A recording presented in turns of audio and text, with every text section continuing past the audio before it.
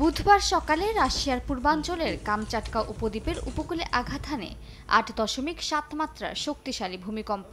মার্কিন ভূতাত্ত্বিক জরিপ সংস্থা জানায় ১৯.৩ কিলোমিটার গভীরে উৎপন্ন ভূমিকম্পটির কেন্দ্রস্থল ছিল পেট্রোপাভলোভস্ক কামচাটস্কি শহর থেকে ১৩৬ কিলোমিটার পূর্বে। একে দশকের সবচেয়ে শক্তিশালী ভূমিকম্প বলে আখ্যা দিয়েছেন কামচাটকার গভর্নর। রাশিয়ার সংবাদ মাধ্যম জানায় ঘরবাড়ি কেঁপে ওঠে, অনেকেই ছুটে বেরিয়ে আসেন রাস্তায়।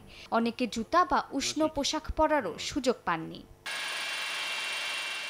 রাশিয়ার পাশাপাশি যুক্তরাষ্ট্র, জাপান, ইকুয়েডর ও প্রশান্ত মহাসাগরীয় দ্বীপগুলোতে সুনামি সতর্কতা জারি করা হয়। জাপানের আবহাওয়া সংস্থা জানিয়েছে, হোক্কাইডোর উপকূলীয় অঞ্চলে আধা ঘন্টার মধ্যেই ৩ মিটার পর্যন্ত ঢেউ আছড়ে পড়তে পারে।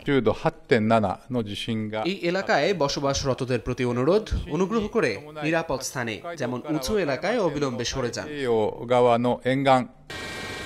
হাওয়াইয়েও ১ থেকে ৩ মিটার উচ্চতার ঢেউয়ের আশঙ্কায় উপকূলীয় এলাকাগুলো থেকে বাসিন্দাদের দ্রুত সরিয়ে নেওয়ার নির্দেশ দিয়েছে হনুলুলু জরুরি ব্যবস্থাপনা বিভাগ।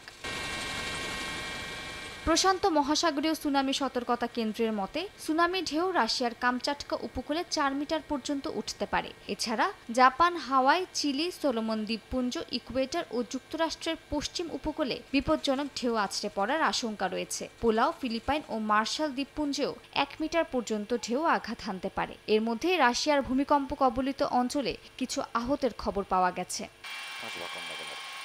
মালিহা সুহরওয়ার্দী, সময় সংবাদ।